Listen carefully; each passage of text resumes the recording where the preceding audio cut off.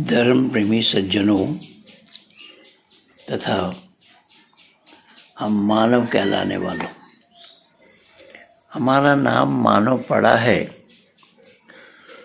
और विश्व के आंगन में सोचने समझने विचारने वाले ही हम हैं। यही कारण बना कि हमारा नाम मानव है। लेकिन मानव होने से तो बात नहीं बनेगी ना।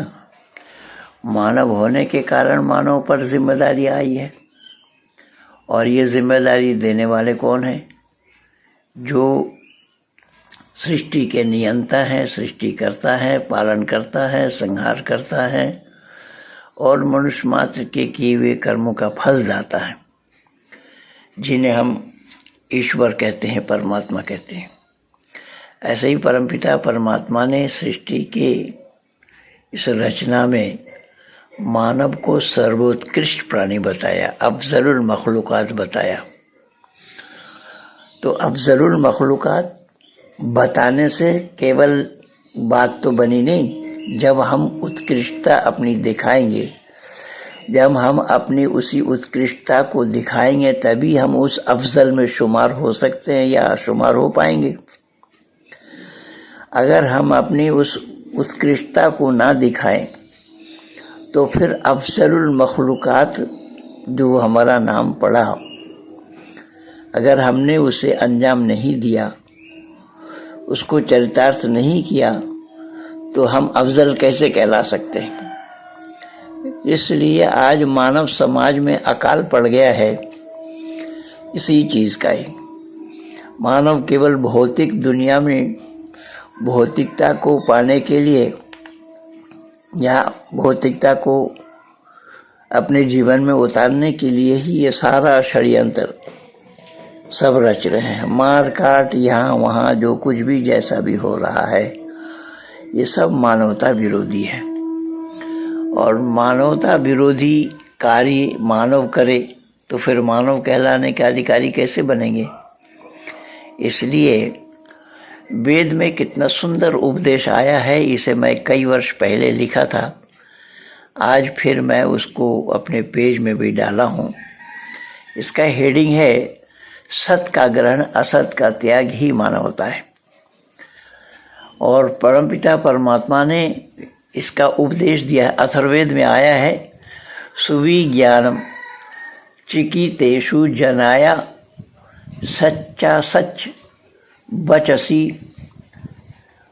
पस्पृधाते तयोर्तसंग सत सत्संग स्वयं यत रद्रिजीयः तदिस्तोमो उबति हन्तस्यात्। ये अथर्ववेद का मंत्र है 8-4-12 का। इसके भावार्थ ये हैं, सुविज्ञान अर्थात उत्तम श्रेष्ठ विज्ञान को चिकितेषु जानने की इच्छा करने वाले जनाया मनुष्य के लिए सत चा सत और तद अनुकूल असत चा असत और उसकी पुष्टि वाले वचसो, 2 प्रकार के वचन पस्पृधाते एक दूसरे को मानो, दबाना एक दूसरे को दबाना चाहते हैं। तयो उन दोनों में से सत सत्यम जो सच्चा है, यतरत ऋजियः और जौन सा अधिक सरल है, सोमः शांति ज्ञानी तत् इत उसको ही अवति पसंद करता है, ग्रहण करता है।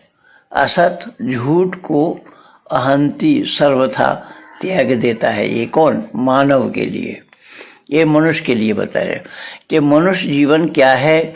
विचार से देखो, ये रणस्थली है।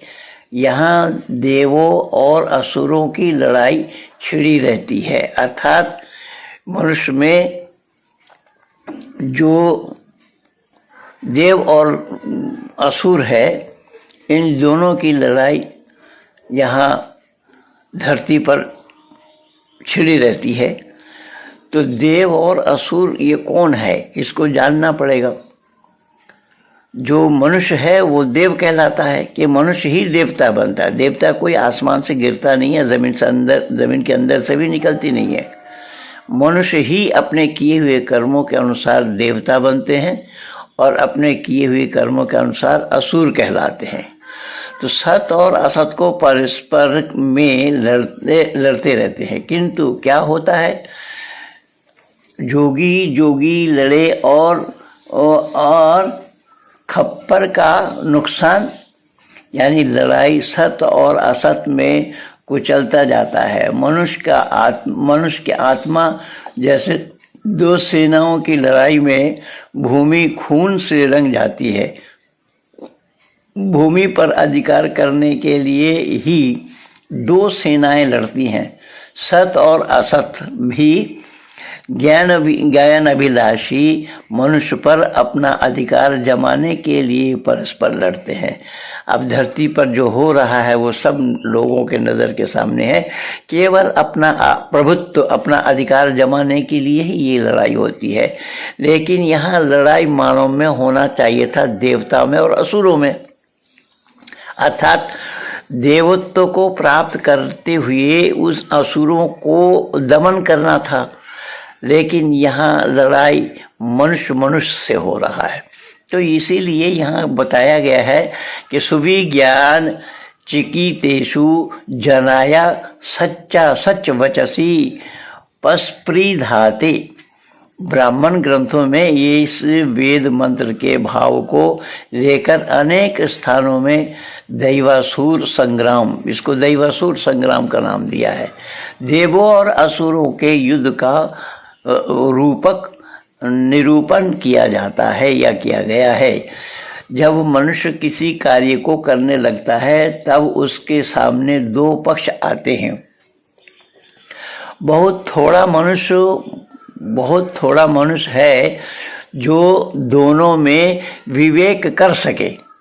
सभी मनुष्य के जीवन में अनेक अवसर आते हैं जब सत और असत को दोनों को पाते हैं। यह तो सत और असत दोनों चीज़ें ही हैं, केवल मनुष्य के पास ही आते हैं। और सत और असत का विचार, सत और असत का निर्णय मनुष्य को ही करना होता है। कारण मनुष्य ही विवेकशील है। यह सत्य है और ये असत है, इस विवेक के आधार पर ही या विवेक के द्वारा ही इसका निर्णय लेने वाले का नाम ही मनुष्य है। अर्थात सत्य और असत का निर्णय लेने वाले का नाम ही मनुष्य पड़ा, ना ही सत्यत परो धर्मः, सत्य से बढ़कर कोई धर्म नहीं। अर्थात जो सच्चाई है उस सच्चाई को ग्रहण करना, सच्चाई को लेना, सच्चाई को अपने जीवन में उतारना, इससे बढ़कर के और कोई धर्म नहीं है। जब सत्य से बढ़कर के कोई धर्म नहीं है तो इसके लिए मनुष्य कहलाने वालों के लिए, अर्थात मनुष्य कहलाकर सत्य को धारण नहीं किया तो फिर मानव कहलाने के वो हकदार या अधिकारी कैसे बनेंगे। मनुष्य ही एक प्राणी ऐसा है जो परमात्मा की रचना में सबसे उत्कृष्ट है। इसका कारण यही है कि मनुष्य सत्य और असत को जान सकता है, विचार कर सकता है, सत्य और असत पर निर्णय ले सकता है। जब ये सत्य कहीं और किसी के पास है या नहीं, उसे किस प्रकार से जाना जा सकता है। आज धरती पर जितने भी मजहब वाले हैं सभी ये दावा कर रहे हैं या दावा करते रहे हैं कि हमारे पास सत्य है। सत्य को दुनिया वाले जानते ही नहीं है। केवल सत्य कहीं है तो कुरान में है। कुरान वाले कहते हैं कुरान में ही सत्य है। बाइबल वाले कहते हैं बाइबल में ही सत्य है। कोई कहता है सत्य बाइबल ही है, कोई कहता है त्रिपिटक ही है, कोई कहता है जिंदा बिस्ता है, विज्जक है, गुरुग्रंथ है, आदि आदि। अर्थात आज धरती पर जितने भी मत पंथ वाले हैं सभी कहते हैं सत्य को, सत्य तो हमारे पास है, दुनिया क्या जाने सत्य को, जिसे वो सत्य कहते हैं। अब हमें सत्य को देखना है और ढूंढना होगा, तर्क के कसौटी पर विचार करना होगा, उसके बाद ही हम निर्णय ले सकते हैं कि आखिर सत्य कहाँ है, किनके पास है, किस प्रकार से वो सिद्ध हो रहा है। सत्य उसे कहते हैं जो वस्तु जैसा है उसको ठीक ठीक वैसा ही कहना, जानना, मानना, लिखना आदि आदि। और लिखना और मानना सत्य कहलाता है। जो कोई पक्षपाती होता है वो अपने असत को ही सत्य मानता है। जो पक्षपाती होगा वो अपने असत को ही सत्य मानेगा, लेकिन सत्य के तराजू पर वो खरा उतरने वाला नहीं है और दूसरे के मत वाले को असत मानता है। अर्थात असत सिद्ध करने में वो प्रवृत्त होता है या प्रवृत्त रहता है। सत्य है जैसा सूरज, सूर्य के प्रकाश और उष्णता, पानी में शीतलता, वो बहना, ये सत्य है। कोई भी मानव कहलाने वाला इसे अस्वीकार नहीं करता और न कर सकता है या न करना किसी के लिए संभव है। अब विचार करें जरा कि जल में जो गुण है, शीतलता और बहना आदि, जल अपने गुणों को छोड़ दे तो क्या उसका नाम जल होगा, जल रहेगा? या अग्नि अगर अग्नि अपना गुण को छोड़े, अग्नित्व को गुण के छोड़े तो क्या वो अग्नि कहला सकता है? तो हर वस्तु में इस तरीके से गुण है, तो गुण को छोड़ने पर वो वस्तु नहीं कहला सकता। जैसा अग्नि अपना गुण को छोड़ दे तो अग्नि राख में परिवर्तन होगा, या अग्नि में आप अग्नि के गुण को नहीं पाएंगे तो उसका नाम अग्नि नहीं होगा। तो फिर मानव में मानव का गुण न हो तो फिर मानव कैसा कहला सकता है? ये बहुत सोचने और समझने की बातें हैं और आज मानव कहलाने वालों को इस पर चिंतन और विचार करना चाहिए। फिर मैं निवेदन कर रहा हूँ कि मानव अगर मानवत्व को छोड़ दे, मानवता को छोड़ दे तो वो मानव कहलाने के हकदार या अधिकारी नहीं है। जैसा अग्नि के अग्नित्व के गुण को छोड़ दे तो अग्नित्व के गुण उसके अंदर में ना हो, वो अग्नि नहीं हो सकता है। ठीक इसी प्रकार से अब किसी ने ये बताया कि हनुमान जी ने सूरज को बाल अवस्था में निगल गए। जैसा बताया, बाल समय रविभक्ष लियो तीनों लोग होए अंधियारो। ये कह रहे हैं कि ये सत्य है, इसके कहने वाले ये कह रहे हैं ये बिल्कुल सत्य है। अब मनुष्य होने हेतु सत्य और असत का निर्णय लेना हमारा दायित्व है, फर्ज है, कर्तव्य है। परमात्मा ने हमें यही सत्य और असत्य को निर्णय लेने के लिए सत्य का धारण और असत्य का परित्याग करने के लिए उपदेश दिया है, जो पहले बताया चुका हूँ, अथर्ववेद का हवाला दिया हूँ। अतः हमें अपना दिमाग का प्रयोग करना होगा, दिमाग से विचार कर ही निर्णय हम ले पाएंगे कि सत्य कहाँ है अथवा कहाँ नहीं। तर्क के कसौटी पर हम सब विचार करते हैं तो ये कोरा गप मालूम पड़ता है कि सूरज ईश्वर अधीन है और उस सूरज को कोई खा ले या खा जाए ये संभव नहीं हो सकता है। धरती पर उथल पुथल मचेगी, कारण ये सूर्य संपूर्ण विश्व के प्राणी मात्र के लिए है, कोई एक व्यक्ति के लिए नहीं जो वो खा जाए, अर्थात उसके लिए खाना संभव हो। ये कोरा झूठ है, असंभव है। सूर्य को हनुमान का सूरज तक पहुंचना भी संभव नहीं है, पहली बात। दूसरी बात ये होगी कि हनुमान एक देशी है, अर्थात शरीरधारी है, सर्वव्यापकता उसके अंदर में नहीं है, लेकिन सूर्य में सर्वव्यापकता है। उसका निगलना क्यों और कैसा संभव हुआ? ठीक इसी प्रकार कुरान वालों का कहना है कि हजरत मोहम्मद साहब ने चांद को उंगली के इशारा से 2 टुकड़ा किया। अब यहाँ भी बात ठीक वही है, जैसा सूरज का खा जाना या निगल जाना सृष्टि नियम के विरुद्ध है, प्रकृति नियम के विरुद्ध है, विज्ञान विरुद्ध है। ठीक इसी प्रकार से चांद को कोई एक मानव अपनी उंगली के इशारा से 2 टुकड़ा करे, ये भी सत्य से कोसों दूर है। अब इस्लाम वालों का मानना है कि अल्लाह ने सिर्फ और सिर्फ हज़रत मोहम्मद साहब को ये ताकत दी थी कि वही इस काम को कर सकते थे। अब यहाँ हर जगह संदेह के घेरे में आ गए अल्लाह भी और अल्लाह की कलाम भी, अल्लाह के पैगंबर भी। देखे कुरान में इसी को क्या कहा है अल्लाह ने। कुरान के सूरा कमर में अल्लाह ने जिक्र फरमाया है इक़्तरबतिस्साअह व अनशक्कुल कमर, कि क़यामत करीब आ गई और चांद दो टुकड़े हो गए। दूसरी आयत में अल्लाह ने बताया है कि वह इन यरौ आयातम युरिज़ू वयक़ूलु सिहरुम मुस्तमिर, और अगर ये कुफ़ार कोई मौजज़ा देखते हैं तो अपने आप में कहने लगते हैं कि ये बहुत बड़ा जादू है, अर्थात वो स्वीकार नहीं करते। इसको मौजज़ा बतलाया, कुरान के भाषा में इसको मौजज़ा बतलाया है। ऐसे ही मौजज़ा अल्लाह ने बहुत सारे पैगंबरों को दिया, मूसा को दिया, ईसा को दिया, और हज़रत सालेह नाम के एक पैगंबर थे वो उसको भी दिया। और वो तो बिल्कुल पहाड़ के अंदर से ऊँटनी निकाले, लोगों ने बोला कि पहाड़ के अंदर से ऊँटनी निकालो, तो पहाड़ के अंदर से ऊँटनी निकाले। इस तरीके की बातें कुरान भरी पड़े हैं, यानी पूरे संपूर्ण कुरान में इसी तरीके का किस्सा है। अनेक मैं प्रमाण दिया हूँ और अनेक है, मैं बोल करके समाप्त नहीं कर सकता। तो इस तरीके से केवल कुरान में नहीं है, बाइबल में भी इसी प्रकार की बातें हैं। अब बाइबल में क्या कहा है देखिएगा जरा। बाइबल में यहाँ किस्सा अयूब का आया है, और जबकि अयूब की घटना वो कुरान में भी आया है। यहाँ अयूब का और परोधा ये टुटवा, यानी वचन नंबर 7 है। और ऐसा हुआ कि यह यहोवा से बातें अयूब कर चुका। यहोवा परमेश्वर के लिए कहा गया है, और बात किससे कर रहे हैं? अयूब से। अयूब नाम के पैगंबर थे।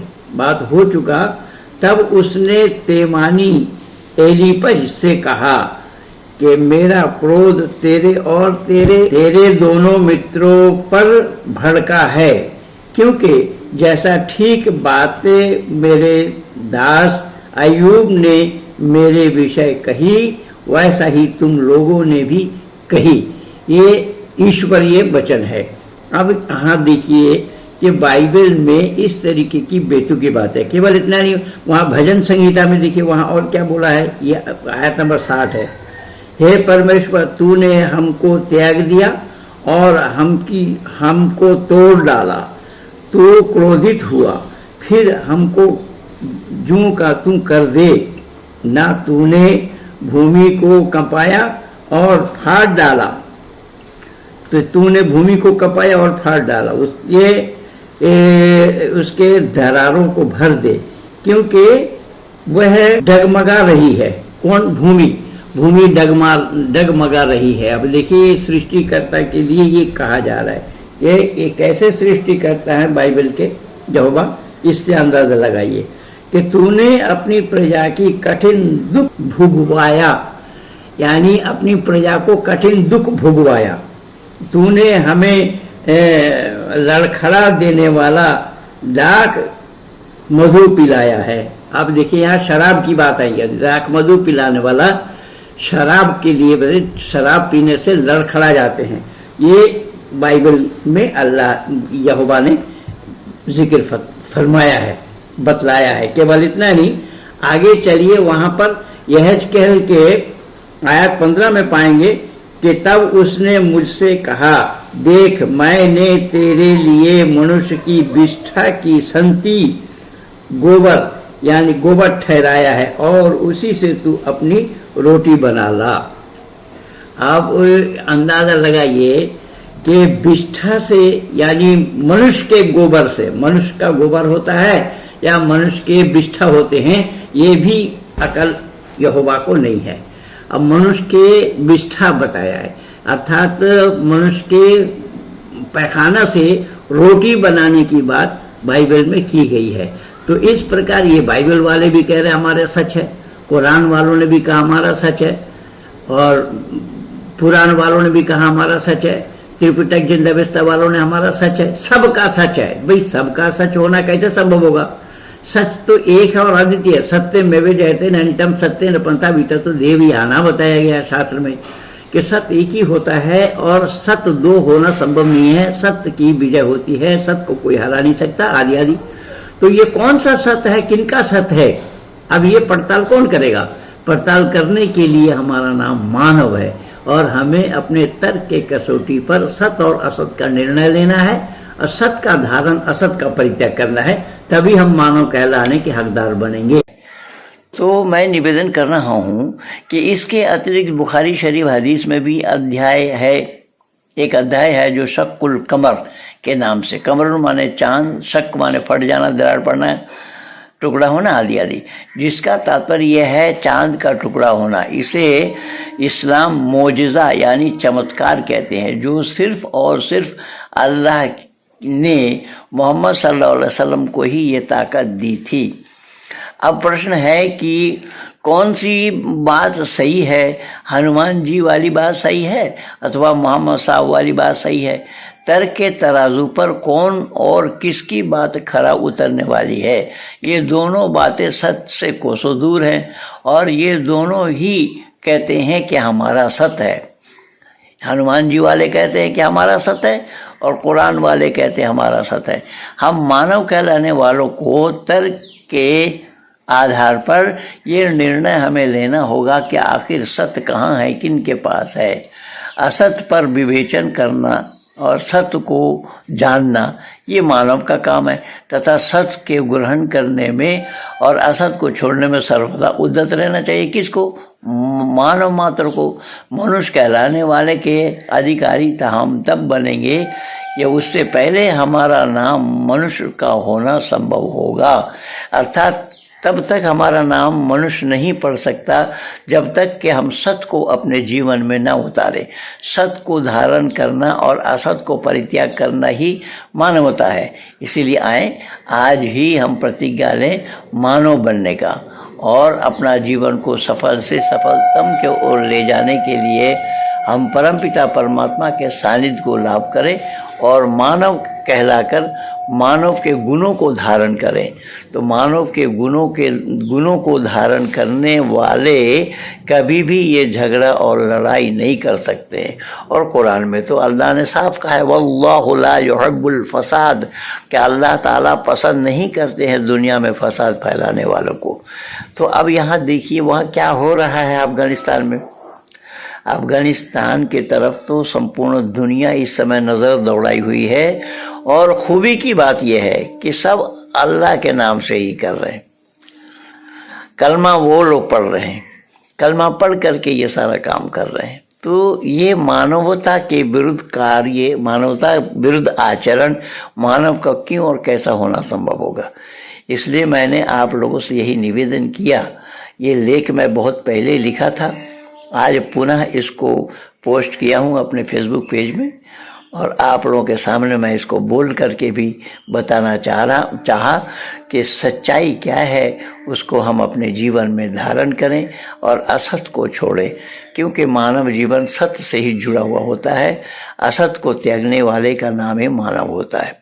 इसलिए बंधुओं, आज धरती पर जो हो रहा है, मानव मुंह में एक दूसरे को कत्ल करने में आमदा है और यहाँ से नहीं तो वहाँ से, वहाँ से नहीं तो वहाँ से, और वहाँ ऊपर से ही हमला हो रहा है।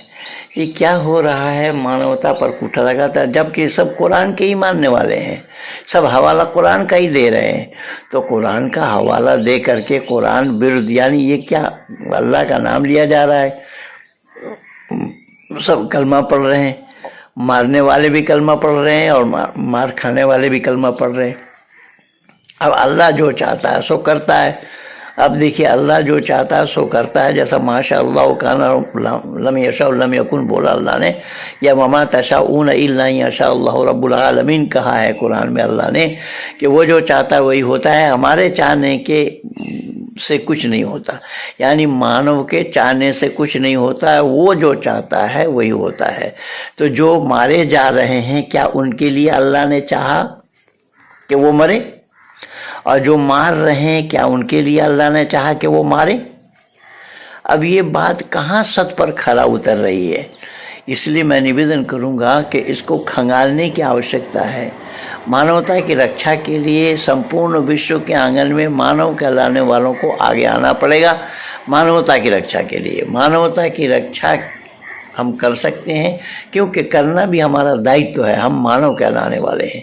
अगर हम मानव कहलाने वाले हो करके इसी मानवता की रक्षा नहीं कर पाए तो हम मानव कहलाने के कोई हकदार नहीं बनेंगे, कोई अधिकारी मानव कहलाने वाले हम नहीं बन सकते हैं।